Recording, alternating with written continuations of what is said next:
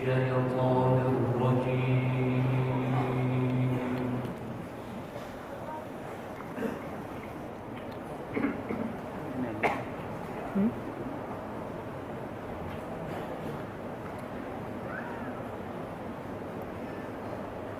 بسم الله الرحمن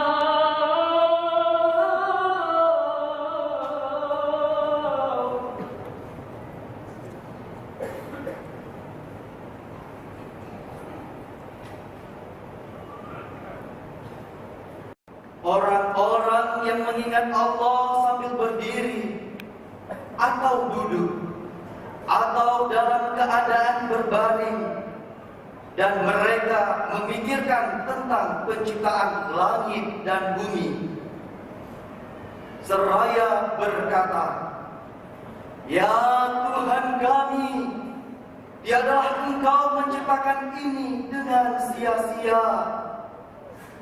Maha suci Engkau, maka peliharalah kami dari siksa neraka."